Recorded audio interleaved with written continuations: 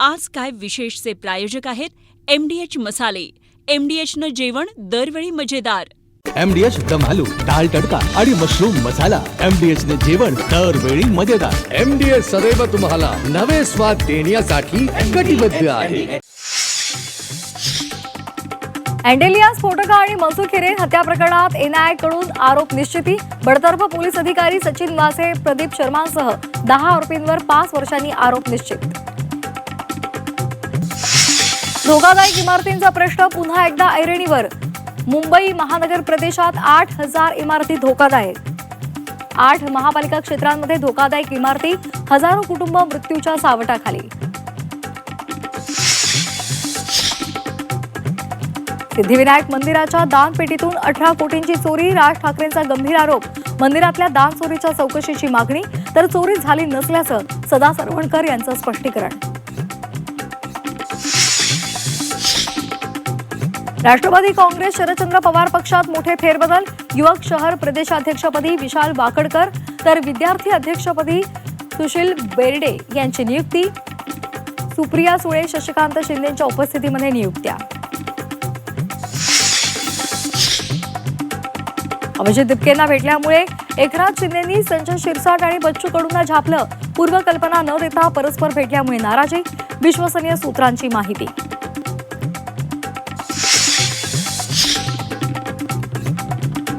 कोकणवासियांना गणपती बाप्पा पावला. मुंबईहून सावंतवाडीसाठी आता लवकरच एक नवी एक्सप्रेस सुरू होणार. गणेशोत्सवापूर्वी गाडी सुरू करण्याचा रेल्वे प्रशासनाचा निर्णय. राज्यामध्ये जुलैमध्ये सरासरीहून अधिक पाऊस. जुलै महिन्यामध्ये 40% अधिक पावसाची नोंद. दुष्काळाचं सावट असलेल्या भागांना दिलासा.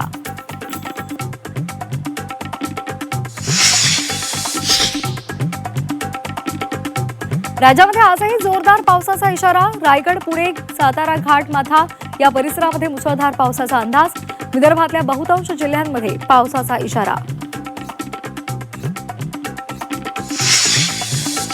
सोलापूर अहिल्यानगरसाठी जीवनदायिनी असलेलं उजनी धरण तुडुंब भरलं. धरणातून 90,000 क्युसेक वेगानं विसर्ग. भीमा नदीकाठच्या गावांना सतर्कतेचा इशारा. राष्ट्रकुल स्पर्धेमध्ये बॉक्सिंगमध्ये भारतासाठी सोनेरी दिवस. एकाच दिवशी 7 सुवर्ण आणि 3 रौप्य पदकांची कमाई. तर स्पर्धेमध्ये एकूण 39 पदकं जिंकत गुणतालिकेमध्ये भारताची 4थ्या स्थानी झेप.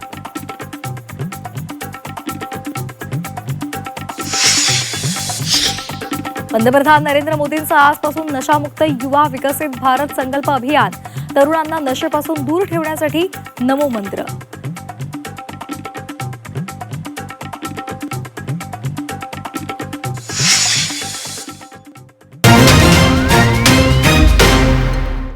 नमस्कार, सुप्रभात. आपण पाहताय झी24 तास. मी श्वेता भालेकर परब. आज काय विशेष या बातमीपत्रामध्ये आपण सुरुवातीला पाहणार आहोत.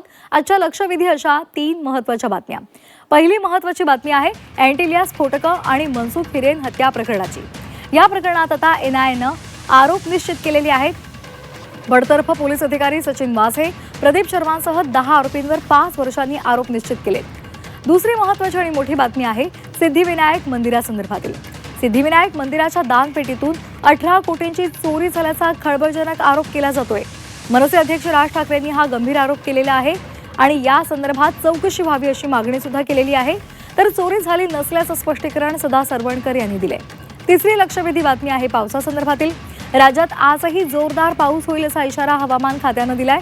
रायगड, पुणे, सातारा, घाट परिसर इथे मुसळधार पावसाचा अंदाज वर्तवलाय. तर विदर्भात सुद्धा बहुतांश ठिकाणी मुसळधार पाऊस पडेल असा अंदाज आहे. त्यामुळे या संदर्भातले अपडेट्स आपण या बातमीपत्रात जाणून घेणार आहोत.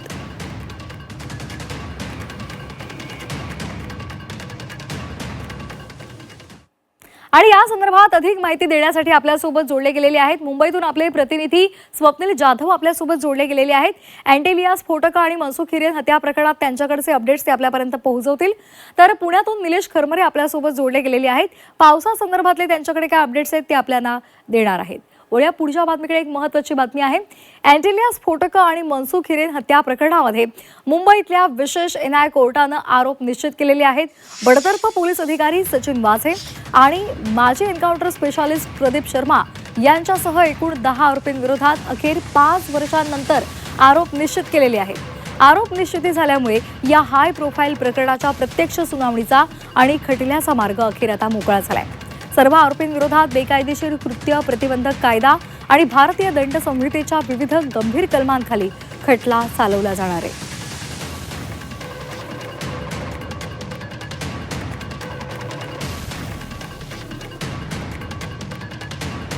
आणि या संदर्भात अधिक माहितीसाठी जाणार आहोत आपले प्रतिनिधी स्वप्नील जाधव यांच्याकडे. स्वप्नील, 5 वर्षांनंतर आता आरोप निश्चित झालेले आहेत. कशा प्रकारे हा संपूर्ण तपास सुरू आहे आणि कशा प्रकारे तो पुढे जाईल? नक्कीच NIA कडून आता पुन्हा एकदा आरोप निश्चित झालेली आहे. खरं तर मुंबई सत्र न्यायालयामध्ये या संदर्भातील सुनावणी सुद्धा आता होणार एकंदरीत पाहायला मिळते. कारण 5 वर्षानंतर आरोप निश्चिती झाल्यामुळे एकूणच मनसुख हिरेन प्रकरणामध्ये सचिन वाझे, प्रदीप शर्मा यांच्यासह 10 पोलीस अधिकारी आहेत, त्यांच्या अडचणी कुठेतरी वाढताना पाहायला मिळतील. मात्र ज्या वेळेला आरोप निश्चिती झाली तेव्हा या सर्वांकडूनच याचा इन्कार म्हणजे त्यांचे जे आरोप आहेत ते फेटाळण्यात आलेले आहेत. त्यामुळे या संदर्भातील पुढील अपडेटमध्ये महत्त्वाचे काही पुरावे समोर येऊ शकतात आणि त्याचप्रमाणे आपण जर बघितलं तर 5 वर्षाचा बराच मोठा कालावधी हा निघून गेलेला आहे. यानंतर काही टॅम्परिंग जो पुरावे आहेत त्यांच्यासोबत छेडछाड करण्यात येते का, अशा प्रकारे सुद्धा काही माहिती समोर येऊ शकते. एकूणच यामुळे तत्कालीन राज्य सरकार आणि आताच्या राज्य सरकार म्हणजे एकूणच सत्ताधारी आणि विरोधक यांच्यामध्ये सुद्धा आरोप प्रत्यारोप होऊ शकतात. कारण ही हाय प्रोफाईल केस आहे. अँटिलिया समोर जे स्फोटकं ठेवण्यात आली होती तेव्हा उद्धव ठाकरे यांच्या नेतृत्वातील सरकार होतं. यानंतर ते सरकार गेलं, मात्र त्या सरकारवरती काही आरोप सुद्धा झाले होते.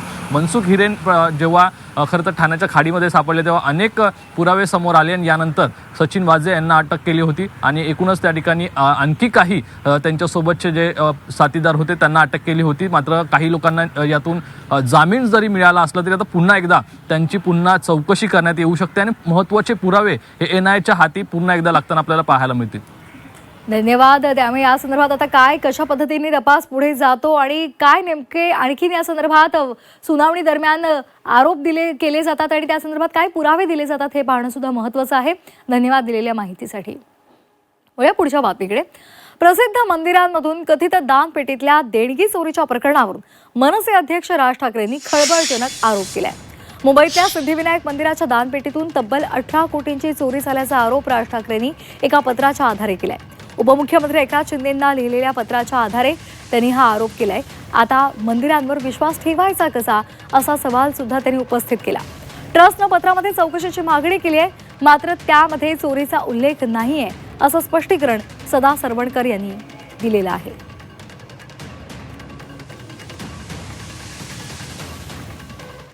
प्रति माननीय श्री एकनाथ शिंदे साहेब, उपमुख्यमंत्री महाराष्ट्र राज्य. विषय सिद्धिविनायक मंदिर न्यास मधील दानपेटीतील चोरीबाबत वरिष्ठ पातळीवरती चौकशी करण्याबाबत. जिथे आपण श्रद्धेने जातो, जिथे दानपेटीमध्ये आपल्याकडे भाविक जातात आणि पैसे टाकतात,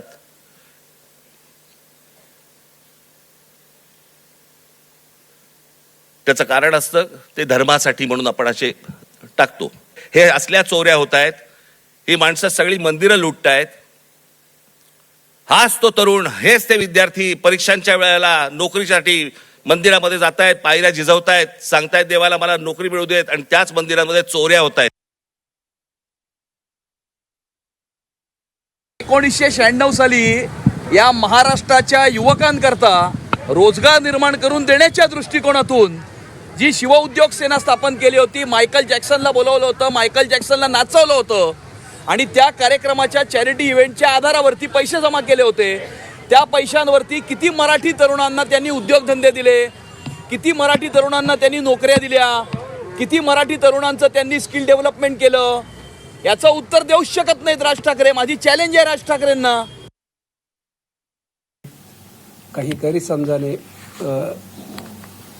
समस्त महाराष्ट्राला एक माहिती दिली आणि त्यामध्ये सिद्धिविनायक न्यासाचे काही आमचे जे ट्रस्टी आहेत यांनी शासनाला एक पत्र दिलं होतं आणि त्या पत्रामध्ये चौकशी करा अशा प्रकारची विनंती केली होती. आणि हा उल्लेख करताना नागरिकांमध्ये काही गैरसमज निर्माण झाल्याच्या भावना या निर्माण झाल्या. आणि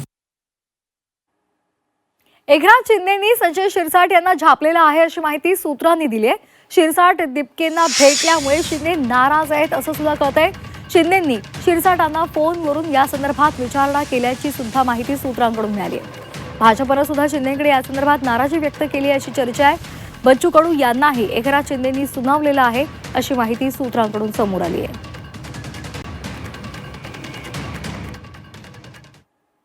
वनमंत्री गणेश नाईक आणि उपमुख्यमंत्री एकनाथ शिंदे यांच्यातला वाद पुन्हा एकदा उफाळून आलेला आहे. एकनाथ शिंदे यांच्या क्लस्टर योजनेविरोधात गणेश नाईकांनी तीव्र नाराजी व्यक्त केली आहे. क्लस्टरच्या माध्यमातून ओढून ताणून 30 वर्ष न पडलेल्या, बडझडीला न आलेल्या, अतिधोकादायक आणि न झालेल्या इमारतींमध्ये क्लस्टर डेव्हलपमेंटचा फॅड उभं करण्याचा हा प्रयत्न आहे, असा गंभीर आरोप गणेश नाईक यांनी केलेला आहे. गणेश नाईक यांच्या नादाला लागला तर त्याला त्याची जागा दाखवून देऊ, असा अप्रत्यक्ष इशाराच नाईकांनी शिंदेंना दिलाय. हा युनिफाईड डिसार कुठल्या शाण्याने आणला असा प्रश्न विचारला त्या ठिकाणी. आता तुम्ही बघा, संध्याकाळी 5 वाजल्यापासून ठाणे वेलापूर रस्ता जाम होतो का नाही होत? नंतर संध्याकाळी 7 वाजता वाशीमध्ये ट्रॅफिक नीट राहते का? हे जर हाल जर आता आहे तर नवी मुंबईच्या सगळ्या बिल्डिंगचा FIS जर तेवढा वाढला तर नवी मुंबईमध्ये जगण्यासारखं काही राहणार नाही. गणेश नाईकच्या नादाला लागला ना, त्याला त्याची जागा नीट ठेवू देणार नाही, हा इशारा आहे. राष्ट्रवादी काँग्रेस शरदचंद्र पवार पक्षात शरद पवारांकडून महत्त्वाचे फेरबदल करण्यात आले.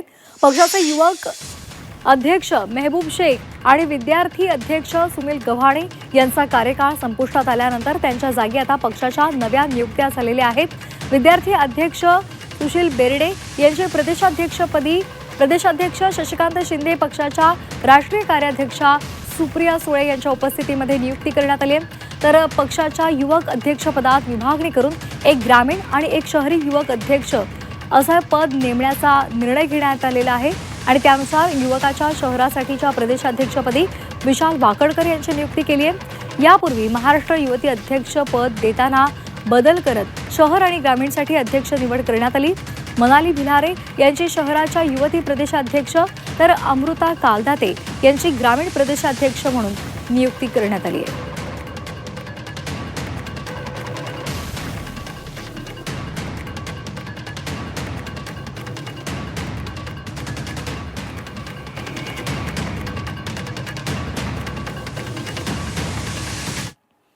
एक महत्त्वाची बातमी आहे. शारीरिकच नव्हे तर राजकीय वजन कमी झालंय.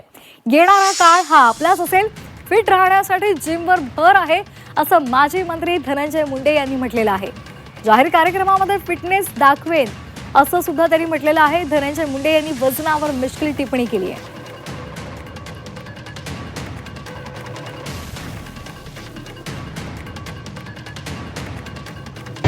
मी स्वतः जिम करतोय,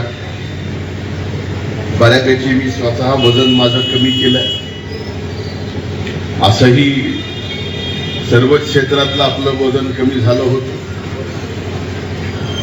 पण येणारा काळ आपला आहे आणि त्या काळात आपण अतिशय चांगलं फिट राहायला पाहिजे, यासाठी मी आता जिम करतोय.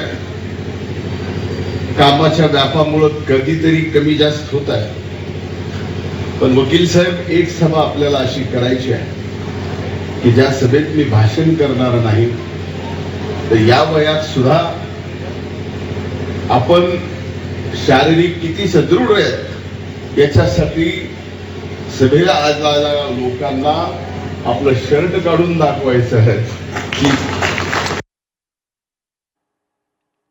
वळ्या पुढच्या बातमीकडे. महाराष्ट्रातील अनेक जिल्ह्यांना पावसानं झोडपून काढले आणि त्यानंतर आता पावसानं आज काहीशी उसंत घेतलेली आहे.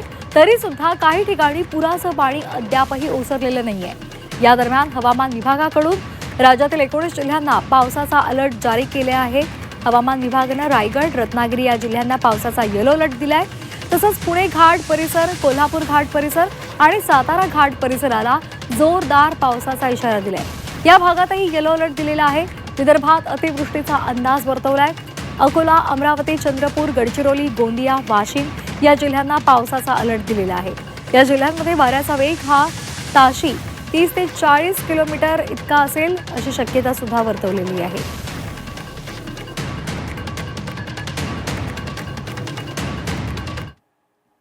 पुणे जिल्ह्यामध्ये हवामान विभागानं रेड अलर्ट घोषित केला आहे आणि या पार्श्वभूमीवर सिंहगड किल्ला पर्यटकांसाठी बंद ठेवलेला आहे.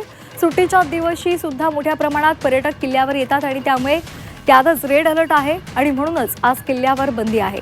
मुसळधार पावसामुळे घाटमाथ्यावर दरड कोसळण्याच्या घटना घडतात आणि त्यामुळे धोका वाढलेला आहे. पुणे वन विभागानं त्यामुळेच हा निर्णय घेतलाय. नागरिकांनी सिंहगड परिसरात जाणं टाळून प्रशासनाला सहकार्य करावं असं आवाहन सुद्धा करण्यात आलंय.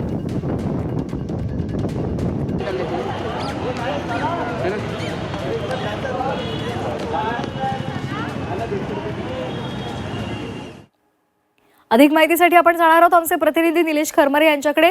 निलेश, पुण्याला रेड अलर्ट घोषित केलेला आहे, त्याचबरोबर हवामान विभागानं राज्यातल्या इतर ठिकाणचा सुद्धा अंदाज वर्तवलेला आहे. काय या संदर्भातली एकूण माहिती आहे?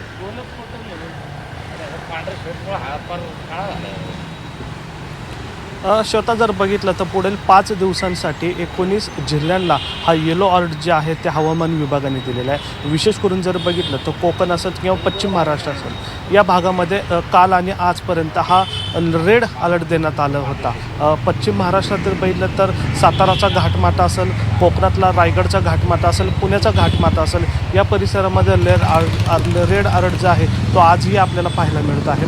किंबहुना पुण्यातल्या काही किल्ल्यांवर या ठिकाणी आता बंदीसुद्धा घालण्यात आलेली आहे, कारण कालपासून पुणे परिसरामध्ये मुसळधार पाऊस पडतो. त्यामुळं सुरक्षेच्या कारणास्तव पर्यटनस्थळी नागरिकांनी येऊ नये असं आव्हानसुद्धा करण्यात आलेलं आहे. मात्र जर पुढील 5 दिवसांचं जर बघितलं तर पुढील 5 दिवसांमध्ये 19 जिल्ह्यांमध्ये हा येलो अलर्ट असणार आहे आणि तिसऱ्या दिवशी म्हणजे साधारण 5 तारखेपर्यंत 4 ते 5 तारखेनंतर हा विदर्भामध्ये अतिवृष्टी किंवा मुसळधार पावसाचा सुद्धा इशारा या ठिकाणी देण्यात आलेला आहे. त्यामुळं एकूणच जर बघितलं तर पुढील 5 दिवसांमध्ये महाराष्ट्रामध्ये अनेक जिल्ह्यांमध्ये पाऊस जो आहे तो आपल्याला बरसताना आपल्याला पाहायला मिळणार आहे. विशेष करून एवढ्या 2 दिवसांमध्ये घाटमाथा जो असेल त्या परिसरामध्ये रेड अलर्ट जो आहे तो असणारच आहे. मात्र आणखीन काही भागांमध्ये जर बघितलं तर कोकणामध्ये पण 3 तारखेपर्यंत हा पाऊस जो आहे तो असणार आहे.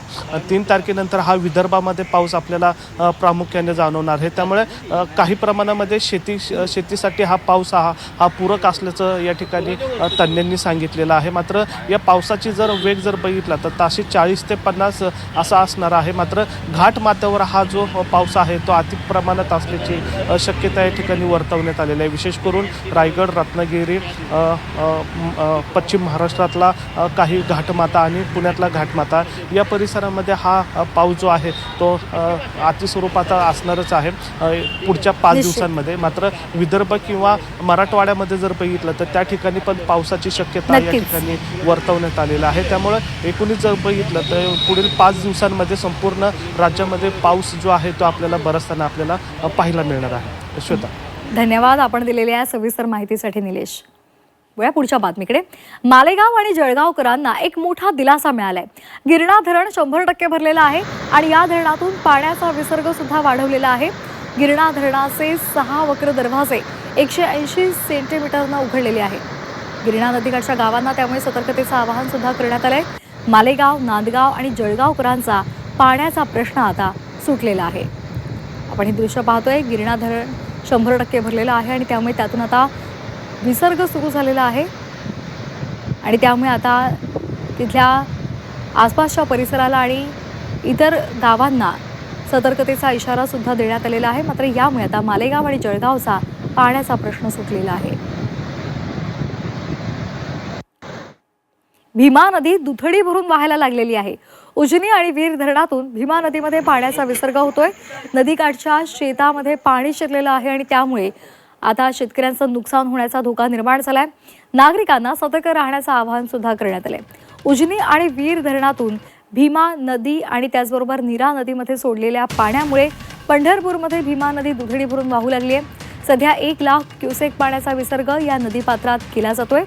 धरणाच्या वरील भागामध्ये अचानक पाऊस वाढला तर सखल भागातील नागरिकांचं स्थलांतर करण्याची तयारी प्रशासनानं केली आहे. सध्या उजनी धरणातून 90,000 क्युसेक पाण्याचा विसर्ग सुरू आहे तर वीर धरणामधून नीरा नदीमध्ये 14,000 क्युसेक पाण्याचा विसर्ग सुरू आहे. कोणत्याही गावात पाणी शिरलं नसलं तरी नदीकाठच्या शेतांमध्ये पाणी शिरलेलं आहे.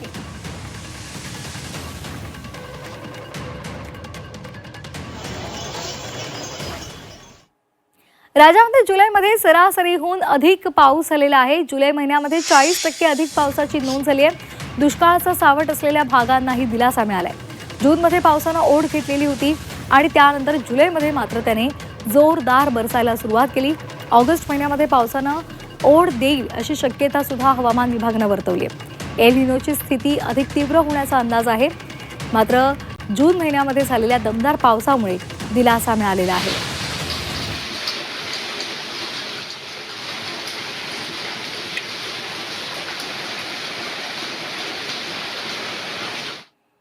भिवंडीमधल्या गंगारामवाडीतल्या कोहिनूर अपार्टमेंट दुर्घटने प्रकरणात महत्त्वाची माहिती समोर आली आहे. या इमारतीचा मालक आणि कंत्राटदार फरार झालाय. इमारत कोसळून 10 जणांचा मृत्यू झाला होता. भोईवाडा पोलिसांनी इमारतीचा मालक आणि कंत्राटदार या दोघांविरोधात गुन्हा दाखल केलाय. मात्र हे दोघेही फरार आहेत. सध्या त्यांचा शोध घेतला जातोय.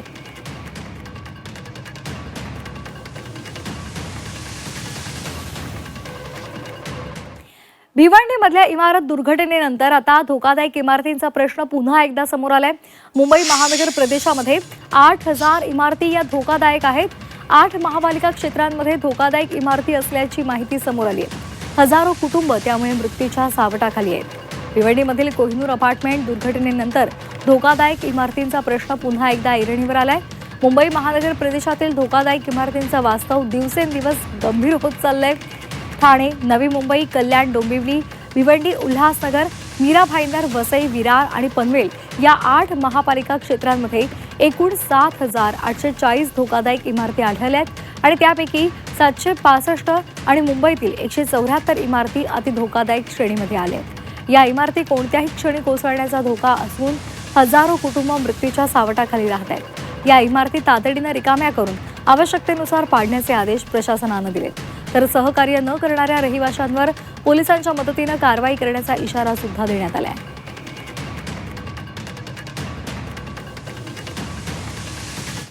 बातमी आहे छत्रपती संभाजीनगर संदर्भातील. छत्रपती संभाजीनगरमध्ये एफडीएनं मोठी कारवाई केलेली आहे.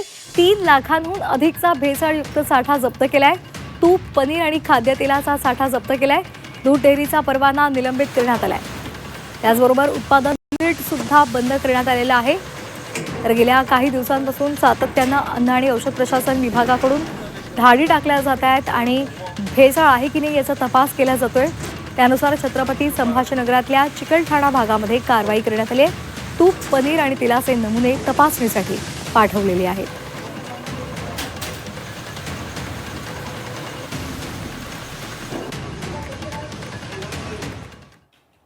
चौदाशे ठिकाणी राज्यामध्ये फूड संदर्भात आपण तपासणी करतोय. नागरिकांना शुद्ध आणि सुरक्षित अन्न मिळालं पाहिजे यासाठी आपले प्रयत्न आहेत आणि सर्वांनी नियमांचं पालन करायला हवं असं तुकाराम मुंढे यांनी म्हटलेलं आहे. अन्न आणि औषध विभागाचा एक नवीन पोर्टल तयार केलेला आहे. तक्रारींची शहानिशा करून कारवाई सुरू आहे असंही मुंढे म्हणाले. भरपूर आहे. महाराष्ट्रामध्ये आपण जवळजवळ 1400च्या आसपास इन्स्पेक्शन केलेले आहेत. फूडच्या बाबतीत 100च्या आसपास आपण ड्रगच्या बाबतीत कारवाई केलेली आहेत. त्याच्यामध्ये जे सिव्हिअर व्हायलेशन्स आहेत त्याच्यामध्ये आपण सस्पेन्शन केलेले आहे. 400च्या आसपास जवळजवळ इम्प्रूव्हमेंट नोटीस दिलेल्या आहेत आणि नियमापासून कारवाई करतो जेणेकरून नागरिकांना शुद्ध अन्न, सुरक्षित अन्न भेटलं पाहिजे, सुरक्षित औषधं भेटली पाहिजेत आणि एफडीओनी त्या नियमांचं पालन केलं पाहिजे या दृष्टीने आपला प्रयत्न आहे. चालूच आहे, कठोरपणे चालू आहे. कठोर याचा अर्थ असा नसतो की आपले जे बिझनेस ऑपरेटर आहेत त्यांना काही त्रास देणं हा कधी उद्देश नसतो. कठोर याचा अर्थ एवढाच असतो की नियमांचं पालन सर्वांनी करायचं आहे. अधिकाऱ्यांनी अधिकाऱ्यांचं काम करायचं. आम्ही रेग्युलेटर म्हणून काम करतो तर रेग्युलेशन म्हणून काम करायचं आहे. एफडीओनी त्यांना जे रूल्स दिलेले आहे फूडच्या बाबतीत जर विचारा जवळजवळ 22 प्रकारचे रेग्युलेशन्स आहेत. ते रेग्युलेशन त्याच्यामध्ये असतात. त्याप्रमाणे कंप्लाय करायचं आणि जे कोणी व्हायलेशन करतं प्रोपोर्शनल पद्धतीने ॲक्शन घेतं. आपण सर्वावरतीच करतो. तुम्ही जर व्यवस्थित आकडेवारी बघितले तर रिटेल्स आहेत, रेस्टॉरंट आहे, डेअरी आहेत, ग्रोसरीमध्ये आहेत, ऑइलमध्ये आहेत, ड्रग्जवरती आहेत, मॅन्युफॅक्चरवरती आहेत, सर्वांवरती आपण कारवाई केल्यात. आपल्याकडं पोर्टल चालू झालेलं आहे. ग्रीव्हन्सेस येतात, तक्रारी येतात, त्याचं ॲनालिसिस होतं. आपल्या विभागाची आकडेवारी आहे आणि ज्याप्रमाणे येतात त्याप्रमाणे आपण शहानिशा करून त्याच्यावरती कारवाई करतो. त्याच्यामुळे कोणत्याही प्रकारचं लहान किंवा मोठा, छोटा किंवा या भागातला असं कोणतंही डिस्क्रिमिनेशन होत नाही. नियमानुसार कारवाई होते. दूध भेसळ प्रकरणावरून सध्या आंबेगाव तालुक्यामध्ये राजकीय वातावरण तापलेलं आहे. अन्न आणि औषध प्रशासनाकडून सुरू असलेल्या कारवाईच्या पार्श्वभूमीवर विरोधकांकडून होणाऱ्या आरोपांना माजी मंत्री दिलीप वळसे पाटलांनी चोख उत्तर दिले. दूध भेसळ किंवा कोणत्याही बेकायदेशीर प्रकरणामध्ये दुरान्वयी सुद्धा संबंध सिद्ध झाला तर 1 मिनिटाचाही विलंब न लावता सार्वजनिक जीवनातून संन्यास घेईन असं त्यांनी म्हटलंय. तसंच बिनबुडाचे आणि खोटे आरोप करून बदनामी करणं न थांबवल्यास उच्च न्यायालयामध्ये फौजदारी आणि अब्रू नुकसानीचा दावा दाखल करू असा कडक इशारा सुद्धा त्यांनी दिलाय. हे स्पष्ट करू इच्छितो, अशा प्रकारच्या भेसळीच्या प्रकरणामध्ये माझा कुठलाही संबंध आढळल्यास मी सार्वजनिक जीवनातून निवृत्त व्हायला तयार आहे. 1 मिनिट सुद्धा वाट बघणार नाही. परंतु खोटं नाटं जाणीवपूर्वक कोणाच्या तरी सांगण्यावरून राजकीय फायद्यासाठी करण्याचा प्रयत्न जर कोणी करत असतील तर त्यांना देखील मी या निमित्तानं इशारा देतो. आणि आता पुण्यामध्ये काय घडतंय पाहूयात आपलं पुणेमधून. मुसळधार पावसामुळे खडकवासला वरसगाव धरण 100% भरलंय तर इतर धरणातील पाणीसाठ्यात वाढ झाली आहे. खडकवासला धरण 100% भरल्यामुळे सध्या धरणातून मुठा नदीमध्ये विसर्ग सुरू केला आहे. पुणे महापालिकेमधल्या कर्मचाऱ्यांच्या अचानक बदल्या झाल्यात. महापालिकेमध्ये 407 जणांच्या बदल्या केलेल्या आहेत. यामध्ये उपअधीक्षक, वरिष्ठ लिपिक, कनिष्ठ लिपिक यांचा समावेश आहे. पुणे रेल्वे स्टेशनवर आज रेल्वेचा विशेष मेगा ब्लॉक घेतला जाणार आहे. मेगा ब्लॉकमुळे 7 गाड्या रद्द केलेल्या आहेत. काही ठिकाणी काही गाड्या पर्यायी स्थानकांवर सोडल्या जातील.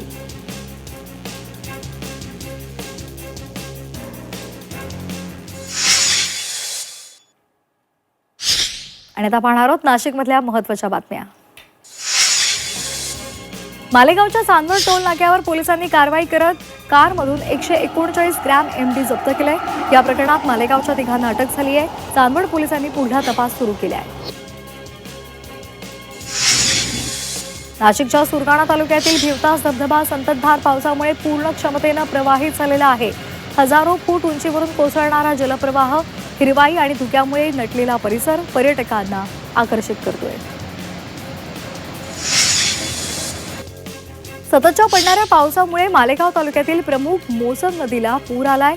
शहरातील बागे मोहम्मद या भागातील मोमानी पूल पाण्याखाली गेलाय.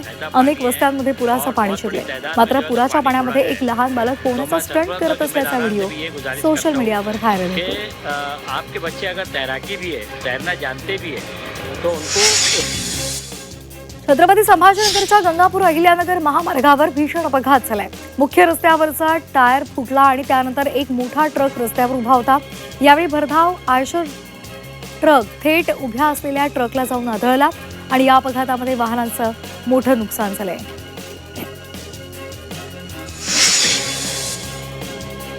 छत्रपती संभाजीनगरमध्ये पावसामुळे पैठणच्या जायकवाडी धरणामध्ये मोठ्या प्रमाणात पाण्याची आवक सुरू झालेली आहे. धरणाचा उपयुक्त पाणी साठा 82.18% पोहोचलाय. उजव्या कालव्यामधून 1100 तर डाव्या कालव्यामधून 700 क्युसेक पाण्याचा विसर्ग सुरू आहे.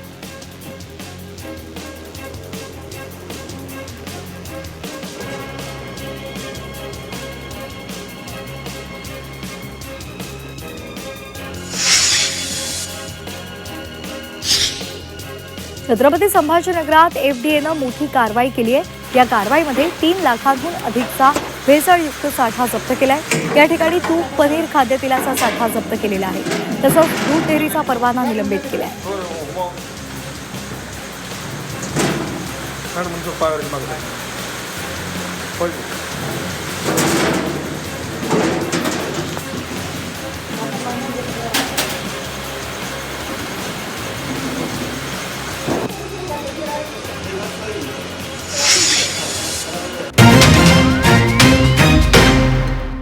आज काय विशेषचे प्रायोजक आहेत MDH मसाले. MDHनं जेवण दरवेळी मजेदार. आरोग्य न्यूट्रिशन मिळे, बॉडी किती स्ट्रॉंग बने, कमी खाऊन पोट भरे, डायजेशनला नाही धोका. MDH सोया टीम अस्सल प्रोटीन. MDH